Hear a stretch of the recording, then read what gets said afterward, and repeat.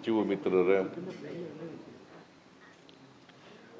ಮಾಧ್ಯಮದ ಗೆಳೆಯರೇ ಹಾಗೂ ದೇವನಹಳ್ಳಿ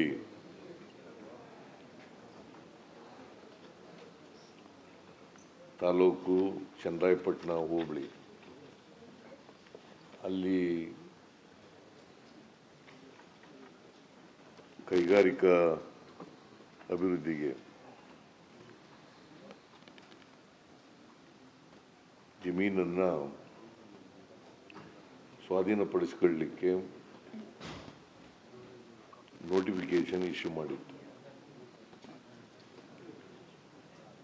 ಪ್ರಿಲಿಮಿನರಿ ನೋಟಿಫಿಕೇಶನ್ನು ಮತ್ತು ಫೈನಲ್ ನೋಟಿಫಿಕೇಶನ್ ಎರಡನ್ನೂ ಕೂಡ ಇಶ್ಯೂ ಮಾಡಿದ್ದು.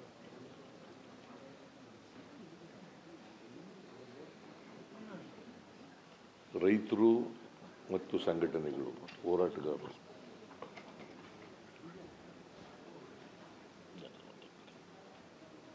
ನಾವು ಜಮೀನು ಕೊಡಲಿಕ್ಕಾಗಲ್ಲ. ಕಾರಣ ಯಾಕಪ್ಪ ಅಂತಂದರೆ ಆ ಜಮೀನುಗಳಲ್ಲಿ ನಾವು ವ್ಯವಸಾಯ ಮಾಡ್ತಾ ಇದ್ದೀವಿ.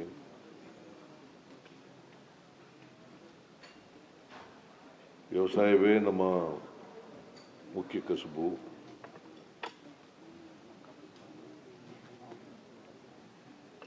ಮತ್ತು ಅವೇ ನಮ್ಮ ಜೀವನ ಆಧಾರ ಆಗಿರ್ತಕ್ಕಂಥದ್ದು.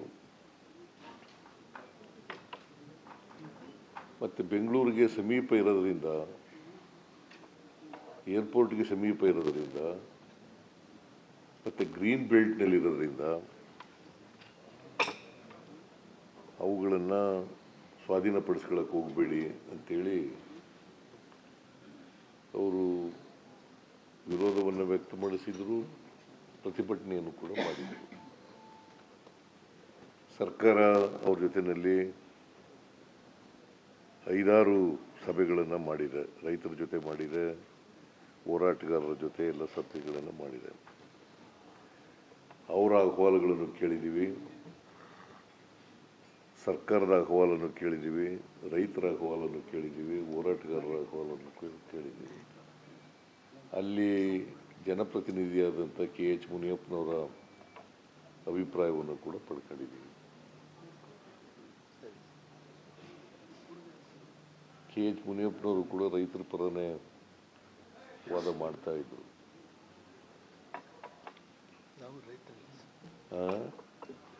ಎಲ್ಲರೂ ರೈತರೇ, ಮೂಲತಃ ರೈತರೇ, ಆಮೇಲೆ ಬೇರೆ ಬೇರೆ ಆಗಿರೋದು. ಈಗ ರಾಜಕಾರಣಿ ನೀವು, ಈಗ ಯಾವ ಹೊಲ ಹುಟ್ಟಿದೀನಿ, ನೇಗಿಲು ಕಟ್ಟಕ್ಕೆ ಬರ್ತದೋ ಇಲ್ಲೋ ಗೊತ್ತಿಲ್ಲ ನಿಮಗೆ.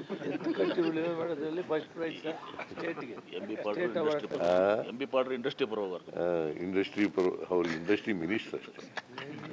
ಕಟ್ಟಿದ್ದೀನಿ, ಉತ್ತಿದ್ದೀನಿ, ವ್ಯವಸಾಯ ಮಾಡಿದ್ದೀನಿ, ನೀವು ಮಾಡಿದ್ದೀರಿ, ನಾನು ಈಗ ಬಿಡಿ ಇವೆಲ್ಲ, ಈಗ ಚರ್ಚೆ ಮಾಡೋದು. ರೈತರು ಹೋರಾಟದಲ್ಲಿ ಎಲ್ಲ ಪ್ರಗತಿಪರ ಸಂಘಟನೆಗಳೆಲ್ಲ ಭಾಗಿಯಾಗಿದ್ದವು, ಹೋರಾಟಗಾರರೆಲ್ಲ ಭಾಗವಹಿಸಿದರು.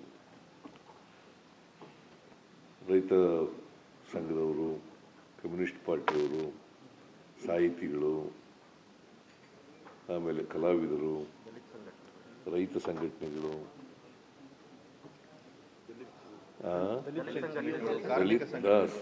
ದಲಿತ ಎಲೆ ಶಂಕರ್ ಬಂದೇ ಇಲ್ಲ ಇವತ್ತು, ಇನ್ನೂ ಥರ ಬಂದಿದ್ದಾನೆ, ಗುರುಪ್ರಸಾದ್ ಬಂದಿದ್ದಾನೆ, ನಾಗರಾಜ್ ಇದ್ದಾನೆ, ಶಂಕರೇ ಪತ್ತೇಲ್ ಬಂದ.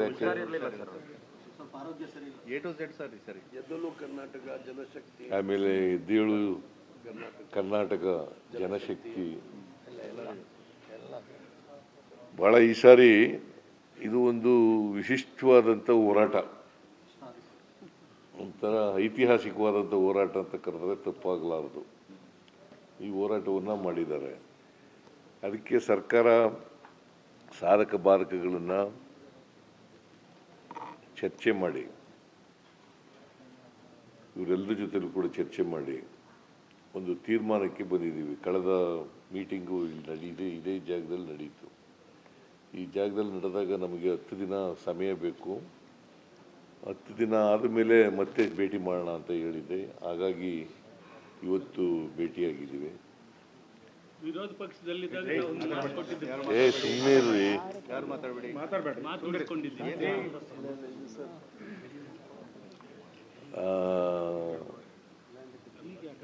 1777 ಎಕರೆ 1777 ಎಕರೆ ಅದು ಅಂತಿಮ ಅಧಿಸೂಚನೆ ಆಗಿರ್ತಕ್ಕಂಥ ಲೆಕ್ಕ.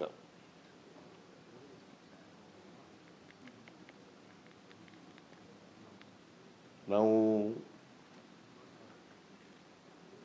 ಈ ಜಮೀನನ್ನು ಸಂಪೂರ್ಣವಾಗಿ 1777 ಎಕರೆ ಜಮೀನನ್ನು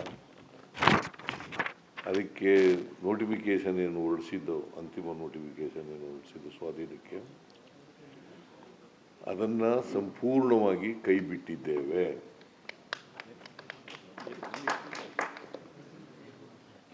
ಆದರೆ ರೈತರು ಸ್ವಯಂ ಪ್ರೇರಿತರಾಗಿ ಕೊಡಲಿಕ್ಕೆ ಮುಂದೆ ಬಂದರೆ ಅಂಥ ಜಮೀನುಗಳನ್ನು ಒಪ್ಪಂದದ ಮೇಲೆ ತಗೊಳ್ತೀವಿ. ಬೈ ಕನ್ಸೆಂಟ್ ಒಪ್ಪಂದದ ಮೇಲೆ ತಗೊಳ್ತೀವಿ. ಅದನ್ನು ಯಾರು ತಡೆಯೋಕ್ಕಾಗಲ್ಲ. ಜಮೀನು ನಾವು ಕೊಡ್ತೀವಿ ಅಂತ ಬಂದಾಗ ನಾವು ತಗೊಳ್ಳೋದು, ಯಾಕಂದರೆ ನಮಗೆ ಇಂಡಸ್ಟ್ರಿ ಬೆಳಿಬೇಕು ಅನ್ನೋದು ಭಾಳ ಉದ್ದೇಶ. ಇಂಡಸ್ಟ್ರಿಗೋಸ್ಕರ ತಗೊಂಡಿರ್ತಕ್ಕಂಥದ್ದು ಇದು ಜಮೀನು. ಅದಕ್ಕೋಸ್ಕರ ಇಂಡಸ್ಟ್ರಿ ಬೆಳವಣಿಗೆಗೆ ಇಂಥ ಜಮೀನುಗಳು ಬಂದರೆ ತಗೊಳ್ತೀವಿ. ಮತ್ತು ಅವರಿಗೆ ಸೂಕ್ತವಾದಂಥ ಪರಿಹಾರವನ್ನು ಕೊಡ್ತೀವಿ. ಸೂಕ್ತವಾದಂಥ ಪರಿಹಾರವನ್ನು ಕೊಡ್ತೀವಿ. ಮತ್ತು ಅಭಿವೃದ್ಧಿಪಡಿಸಿರ್ತಕ್ಕಂಥ ಜಮೀನು, ಡೆವಲಪ್ಡ್ ಲ್ಯಾಂಡ್, ಅದರಲ್ಲಿ 50% ಕೊಡ್ತಕ್ಕಂಥದ್ದನ್ನು ಕೂಡ ಮಾಡ್ತೀವಿ.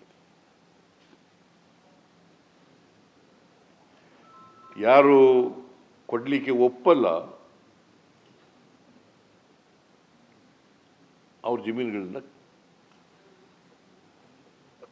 ಬಿಟ್ಬಿಡ್ತೀವಿ. ಅಷ್ಟೇ ಅಲ್ಲ, ನೋಟಿಫಿಕೇಷನ್ನೇ ಕ್ಯಾನ್ಸಲ್ ಮಾಡ್ತೀವಿ. ನೋಟಿಫಿಕೇಷನ್ನೇ ಡ್ರಾಪ್ ಮಾಡ್ತೀವಿ. ಇಂಗ್ಲೀಷ್ನಲ್ಲಿ ಡ್ರಾಪ್, ಕನ್ನಡದಲ್ಲಿ ಕೈ ಬಿಡ್ತಾ ಇದ್ದೀವಿ.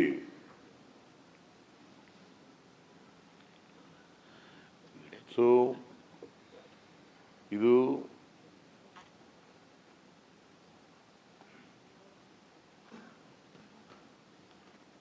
ಸರ್ಕಾರ ತೆಗೆದುಕೊಂಡಿರ್ತಕ್ಕಂಥ ತೀರ್ಮಾನ.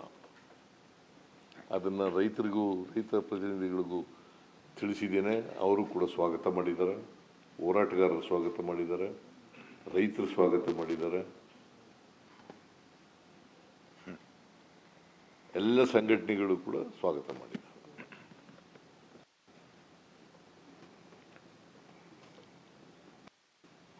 ಇನ್ನೇನಾದ್ರು ಹೇಳ್ಬೇಕು? ಸಾಕಲ್ಲ? ಸ್ಟೇಟ್ಮೆಂಟ್ ಓದಾಗಿ ರೈತರು ಒಳ್ಳೇದಾಗಿದೆ. ನೋಡ್ರಿ, ಸ್ಟೇಟ್ಮೆಂಟ್ ನೀವು ಕೇಳಿಸ್ಕೊಳ್ಳಿ ಇಲ್ಲ ನಾನು ಹೇಳೋದನ್ನ ಅಂತ. ಯಾರು ವಾಲಂಟಿಯರ್ ಬರ್ತಾರೆ ಅವ್ರ ಜಮೀನುಗಳು ತಗೋತೀವಿ. Both the notification has been dropped. The notification entirely is dropped.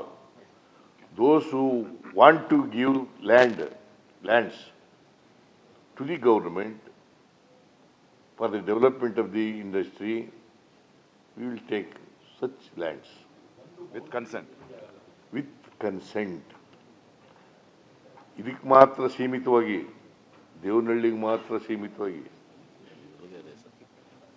ದೇವನಹಳ್ಳಿಗೆ ಮಾತ್ರ ನೋಟಿಫಿಕೇಶನ್ಗೆ ಸೀಮಿತವಾಗಿ.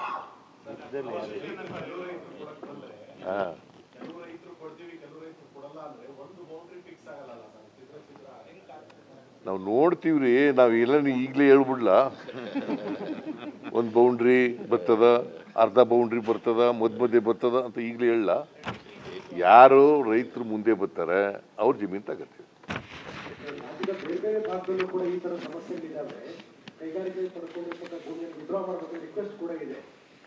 ನೋಡಪ್ಪ, ಇದು ಬೆಂಗಳೂರು ಹತ್ರ ಇರೋದ್ರಿಂದ ಮತ್ತು ವ್ಯವಸಾಯ ಮಾಡ್ಕೊಂಡಿರೋದ್ರಿಂದ ಅದ್ರ ಮೇಲೆ ಜೀವನ ಮಾಡ್ತಾ ಇರೋದ್ರಿಂದ ಈ ಜಮೀನುಗಳನ್ನು ಕೈ ಬಿಡಬೇಕು ಅಂತ ತೀರ್ಮಾನ ಮಾಡಿದ್ದೀವಿ. ಮತ್ತು ಭಾಳ ಹೋರಾಟ ಇದಕ್ಕೆ ಭಾಳ ದಿನಗಳು ಹೋರಾಟ ನಡೀತಾ ಇದೆ. ಮತ್ತು ಎಲ್ಲ ಸಂಘಟನೆಗಳು ಕೂಡ ಹೋರಾಟಗಾರರು ಇದರಲ್ಲಿ ಭಾಗವಹಿಸಿದ್ದಾರೆ. ಭಾಳ ಮುಖ್ಯವಾಗಿ ರೈತರಿಗೋಸ್ಕರ, ರೈತರು ವ್ಯವಸಾಯ ಮಾಡಲಿಕ್ಕೋಸ್ಕರ, ಅವರ ಜಮೀನುಗಳನ್ನು ಉಳಿಸ್ಕೊಳ್ಳಿಕ್ಕೋಸ್ಕರ ಮಾಡ್ತಾ ಇರ್ತಕ್ಕಂಥದ್ದು. ಆದ್ದರಿಂದ ಮಾಡ್ತೀವಿ. ಎಲ್ಲಕ್ಕೂ ಇದು ಈ ತೀರ್ಮಾನ ಎಲ್ಲಕ್ಕೂ ಅಪ್ಲೈ ಆಗಲ್ಲ. ಜಡ್ಜ್ ಭಯ ಅದೇನ್ರಿ, ಅದೇ ಸ್ಟೇಟ್ಮೆಂಟ್ ಅದದು. ಓದೇ ಸ್ಟೇಟ್ಮೆಂಟ್ ಹೇಳ್ಬಿಡಿ ಸರ್, ಸ್ಟೇಟ್ಮೆಂಟ್ ಓದಿ ಹೇಳ್ಬಿಡಿ. ಒಂದು ಏನಪ್ಪ ಆಮೇಲೆ ಮಾತಾಡೋಣ.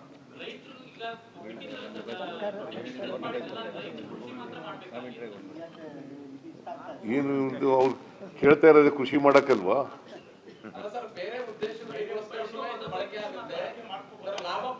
ನೀವು ಏನೇನೋ ಕೇಳಕ್ ಹೋಗ್ಬಿಡಿಯಪ್ಪ. ಈಗ ನಾವು ಡ್ರಾಪ್ ಮಾಡಿದೀವಿ. ರೈತರು ವ್ಯವಸಾಯ ಮಾಡಬೇಕು ಅಂತ ಹೇಳಿದ್ದಾರೆ. ಅವ್ರ ವ್ಯವಸಾಯ ಮಾಡ್ತಕ್ಕಂಥ ಕೆಲಸ ನೋಡಪ್ಪ. ನಾನು ಇಲ್ಲಿ ಒಂದು ರಿಟರ್ನ್ ಸ್ಟೇಟ್ಮೆಂಟ್ ಇದೆ. ಭೂ ಮಾಲೀಕರು ಸ್ವಯಂ ಪ್ರೇರಣೆಯಿಂದ ಮುಂದೆ ಬಂದಲ್ಲಿ ಹೆಚ್ಚಿನ ಹಣಕಾಸಿನ ಪರಿಹಾರ ಅಥವಾ ಹೆಚ್ಚಿನ ವಿಸ್ತೀರ್ಣದ ಅಭಿವೃದ್ಧಿಪಡಿಸಿದ ನಿವೇಶನವನ್ನು ನೀಡಲಾಗುವುದು. ಈ ರೀತಿ ಹೆಚ್ಚಿನ ಪರಿಹಾರ ಅಥವಾ ಅಭಿವೃದ್ಧಿಪಡಿಸಿದ ನಿವೇಶನವನ್ನು ಪಡೆಯಲು ಒಪ್ಪದ, ಪ್ಲೀಸ್ ಅಂಡರ್ಲೈನ್, ಒಪ್ಪದ ರೈತರ ಜಮೀನುಗಳನ್ನು ಕೃಷಿ ಭೂಮಿಯಾಗಿಯೇ ಮುಂದುವರಿಸಲಾಗುವುದು. ಇದೇ ಆಲ್ರೆಡಿ ಇದೆ ರೀ. ಗ್ರೀನ್ ಬೆಲ್ಟ್ ಅಲ್ಲಿ ಇದೆ. ಸುಮ್ಮನೆ ಅನ್ನೆಸರಿ ನೋಡಪ್ಪ, ಇದೇನೆಲ್ಲ ಕೇಳಕ್ ಸುಮ್ಮನೆ ನೀವೆಲ್ಲ ಕೇಳೋದಕ್ಕೆ ಏನ್ ಮಾಡೋದು?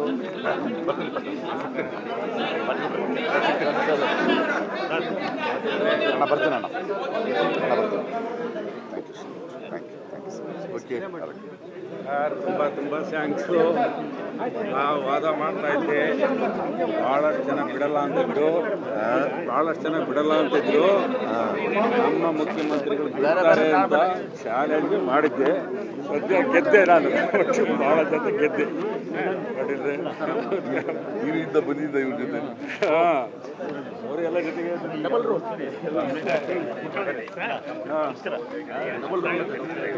ಏನೇನು